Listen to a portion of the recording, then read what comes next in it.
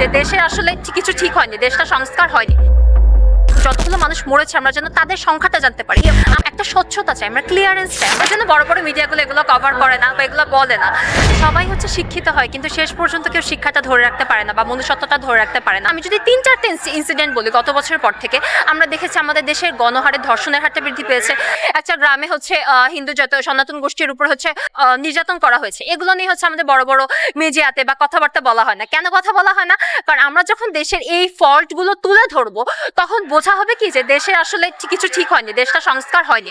আমার মতো এরকম অনেক শিক্ষার্থীর বিশ্বাস উঠে যাচ্ছে আমরা হচ্ছে এখানে কথা বলতে পারছি না বা অনেক জায়গায় আমরা কথা বলতে পারি না কারণ আমরা ভয় পাই। আমি একটা মিডল ক্লাস ফ্যামিলি থেকে বিলং করি।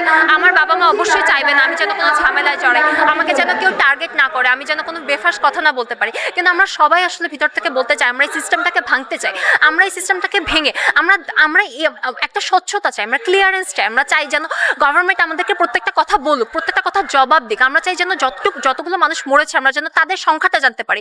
আমরা এটা জানতে চাই যে আসলে আমরা যেন কোনো দল, আমি আজ বিএনপি করি বলে আমি বেশি সাপোর্ট পাবো, আমি আজ আওয়ামী লীগ করি বলে বা আমি আজকে যে কোনো টিমের জন্য যেন আমরা ওই উন্নতিটা না করতে পারি বা ওই শ্রদ্ধাটা না করতে পারি। নিজে যেটা করি সেটা যে টিমই হোক, যে রাজনৈতিক দল হোক, যে ব্যাকগ্রাউন্ড হোক, হিন্দু হোক, মুসলিম হোক, বৌদ্ধ হোক, খ্রিস্টান হোক, আমরা যেন বাংলাদেশের নাগরিক হিসেবে কিছু করতে পারি, তার পিছনে যেন আমাদের কোনো পরিচয় না থাকে। আমি মনে করি এটা সবাই বলে বাট অনেক সময় হচ্ছে বলা হয়ে ওঠে না। তখন আমাদের গভর্নমেন্টে বা সরকার দলে হয়তো বা সবারই কথাগুলো পছন্দ হয় না, এজন্য বড় বড় মিডিয়াগুলো এগুলো কভার করে না বা এগুলো বলে না।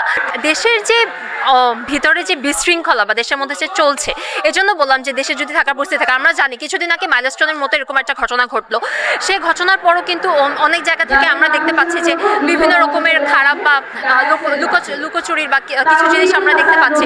এখন আমি চাইবো আমার দেশের সবাই যেন দেশে একটা এরকম একটা পরিস্থিতিতে সবাই যেন সত্যিটা সামনে আনে। কিন্তু আমি যখন দেখছি যে সত্যিটা সামনে আসতেছে না, তখন আমার দেশের মানুষদের উপর থেকে তো আমার বিশ্বাস উঠে যাচ্ছে, সরকারের উপর আমার বিশ্বাস থাকছে না। আমি হচ্ছে লোয়ার ক্লাস বা আমাদের মতো যারা মিডল ক্লাস ফ্যামিলিতে আছে তাদের জন্য ভয়েসগুলো রেজ করতে চাই, যেন তাদের সবার মধ্যে তাদের স্ট্রাগলগুলো মানে দূর হয়, যেন আমাদের দেশে প্রত্যেকে যেন এডুকেশনগুলো পায়। আর মেইন লক্ষ্য তো এই যে ডাক্তার হয়ে দেশের উন্নয়নটা করতে চাই, দেশে থাকতে চাই। যদি দেশে থাকার মতো পরিস্থিতি থাকে তাহলে অবশ্যই দেশে থাকতে চাই। আমি মনে করি যারা সরকারে আছে বা যারা বড় বড় উচ্চ পদস্থ, আমার মতো একটা স্টুডেন্ট হয়তো বা এখন বেশি কিছুই করতে পারবে না, তারা হচ্ছে কি প্রত্যেকটা জিনিস খুঁটিয়ে খুঁটিয়ে দেখতে পারবে যে কোথায় কি দরকার বা এখন কাদের সব থেকে বেশি সাপোর্ট দরকার, কে ধর্ষণটা করছে। তারা আমরা ক্রাইম যারা মানে যে সকল অভিযুক্তদের আমরা দেখতে পাচ্ছি, আপনিও দেখেছেন ইউটিউবে, আমিও দেখেছি, কিন্তু তাদের পরে যে শাস্তিটা যে হয়েছে সেই শাস্তিটা কিন্তু আমরা দেখিনি। আমি চাই যে দেশটা তখনই সংস্কার হবে যখন এই শাস্তিটা আমরা দেখতে পারবো।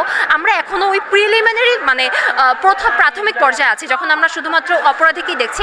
তবে আমি মনে করি দেশের সংস্কার তখনই হবে যখন আমরা অপরাধীটার শাস্তি নিজের চোখে দেখতে পারবো। মানে এখন আমরা কথা বলতে পারি, মানে আমরা যে এইটা ভুল হয়েছে আমরা বলতে পারি। গোড়ায় যে গলতটা, যে ভুলটা যে হয়েছে, ভুলের পরে সেই ভুলটা কিন্তু সংশোধন হয় না।